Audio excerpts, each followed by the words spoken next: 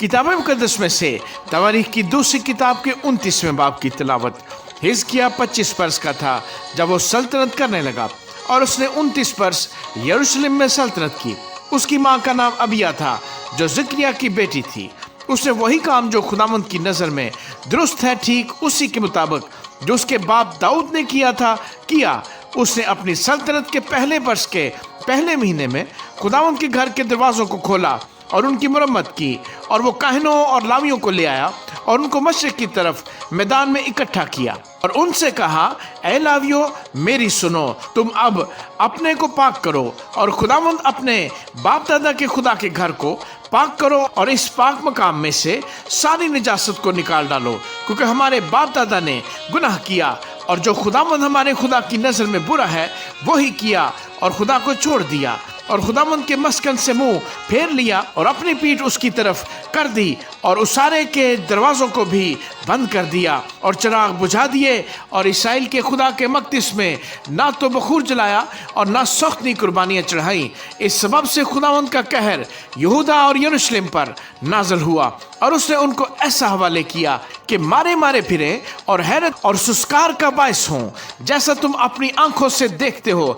देखो इसी सबब से हमारे बाप दादा तलवार से मारे गए और हमारे बेटे बेटियां और हमारी बीवियां असीरी में हैं। अब मेरे दिल में है कि खुदावंद इसराइल के खुदा के साथ अहद बांधूं ताकि उसका कहर शदीद हम पर से टल जाए।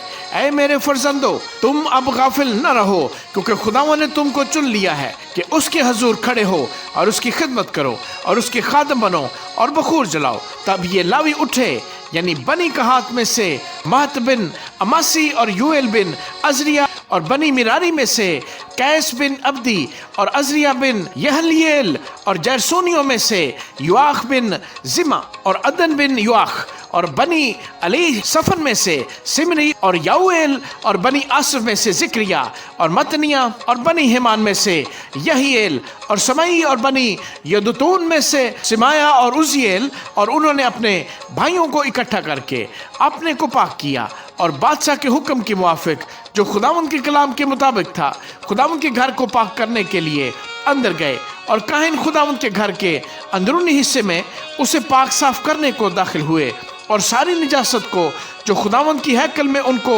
मिली निकाल कर बाहर खुदावंद के घर के सहन में ले आए और लावियों ने उसे उठा लिया ताकि उसे बाहर किद्रोन के नाले में पहुंचा दें। और पहले महीने की पहली तारीख को उन्होंने तकदीस का काम शुरू किया और उस महीने की 8वीं तारीख को खुदावंद के उसारे तक पहुंचे और उन्होंने 8 दिन में खुदावंद के घर को पाक किया। सो पहले महीने की 16वीं तारीख को उसे तमाम किया।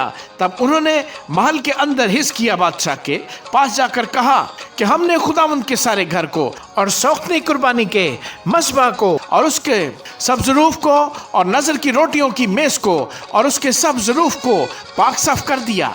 इसके सिवा हमने उन सब ज़रूफ को जिनको आखिस बादशाह ने अपने दौरे सल्तनत में खता करके रद्द कर दिया था फिर तैयार करके उनको मुकद्दस किया है।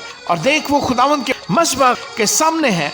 तब हिजकिय्याह बादशाह सवेरे उठकर और शहर के रईसों को फराहम करके खुदावंद के घर को गया और वो 7 बैल और 7 मेंढे और 7 बर्रे और 7 बकरे मुमलकत के लिए और मक़दिस के लिए और यहूदा के लिए खता की कुर्बानी के वास्ते ले आए।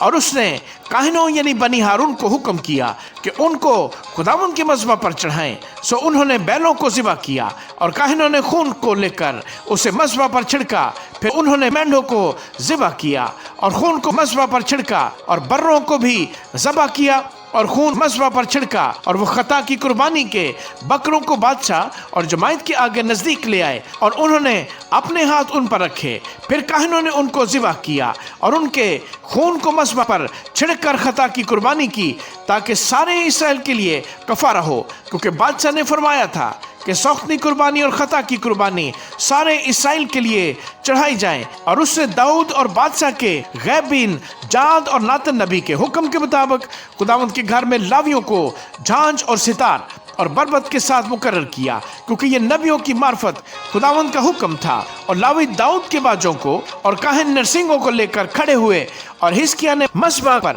سوختنی قربانی چڑھانے کا حکم دیا۔ اور جب سوختنی قربانی شروع ہوئی تو خداوند کا گیت بھی نرسنگوں اور شاہ اسرائیل داؤد کے باجوں کے ساتھ شروع ہوا، اور ساری جماعت نے سجدہ کیا، اور گانے والے گانے اور نرسنگے پھونکنے لگے جب تک سوختنی قربانی جل نہ چکی۔ یہ سب ہوتا رہا، اور جب وہ قربانی چڑھا چکے تو بادشاہ اور اس کے ساتھ سب حاضرین نے جھک کر سجدہ کیا۔ پھر حزقیہ بادشاہ اور رئیسوں نے لاویوں کو حکم کیا کہ داؤد اور آصف غیبین کے گیت گا کر خداوند کی حمد کریں، اور انہوں نے خوشی سے مدح سرائی کی اور سر جھکائے اور سجدہ کیا۔ اور حزقیہ کہنے لگا کہ اب تم نے اپنے آپ کو خداوند کے لیے پاک کر لیا ہے، سو نزدیک آؤ اور خداوند کے گھر میں ذبیحے اور شکر گزاری کی قربانیاں لاؤ۔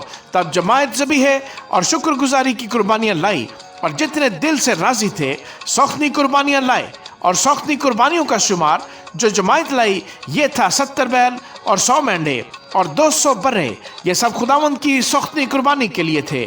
اور مقدس کیے ہوئے جانور یہ تھے 600 بیل اور 3000 بھیڑ بکریاں، مگر کاہن ایسے تھوڑے تھے کہ وہ ساری سوختنی قربانی کے جانوروں کی کھالیں اتار نہ سکے، اس لیے ان کے بھائی لاویوں نے ان کی مدد کی جب تک کام تمام نہ ہو گیا، اور کاہنوں نے اپنے کو پاک نہ کر لیا، کیونکہ لاوی اپنے آپ کو پاک کرنے میں کاہنوں سے زیادہ راست دل تھے۔ اور سوختنی قربانیاں بھی کثرت سے تھیں، اور ان کے ساتھ سلامتی کی قربانیوں کی چربی اور سوختنی قربانیوں کے تپاون تھے۔ یوں خداوند کے گھر کی خدمت کی ترتیب درست ہوئی، اور حزقیہ اور سب لوگ اس کام کے سبب سے جو خدا نے لوگوں کے لیے تیار کیا تھا باغ ہوئے، کیونکہ وہ کام یک بارگی کیا گیا تھا۔